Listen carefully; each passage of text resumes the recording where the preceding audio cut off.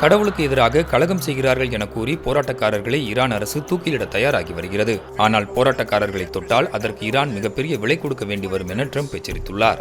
ஈரானில் தொடர்ந்து வரும் போராட்டத்தில் இதுவரை 2000 பேர் உயிரிழந்துள்ளதாக அங்கு செயல்படும் மனித உரிமை அமைப்புகள் தெரிவித்துள்ளன.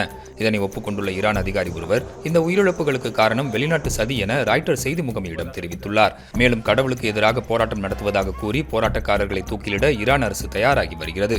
கராஸ் நகரில் கைது செய்யப்பட்ட இர்ஃபான் சொல்தானி என்பவரை இன்று ஈரான் தூக்கிலிடப் போவதாகவும் தகவல் வெளியாகியுள்ளது. போராட்டத்தை ஒடுக்க ஈரான் அரசு இணைய வசதியை துண்டித்திருந்த நிலையில் மக்கள் பலர் செயற்கைக்கோள் இணைய வசதியான எலான் மஸ்கின் ஸ்டார்லிங்கை பயன்படுத்தி வந்தனர். இதனால் தற்போது வீடுகளில் இருக்கும் ஸ்டார்லிங்க் சாதனங்களை தேடி தேடி ஈரான் அதிகாரிகள் கைப்பற்றி வருவதாகவும் கூறப்படுகிறது.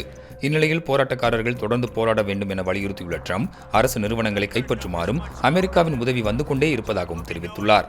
ஆனால் அது எந்த வகையான உதவி என அவர் குறிப்பிடவில்லை. மேலும் போராட்டக்காரர்கள் மீதான தாக்குதலை நிறுத்தும் வரை ஈரான் அதிகாரிகளுடன் பேச்சுவார்த்தை நடத்தப்போவதில்லை எனவும் அவர் கூறியுள்ளார்.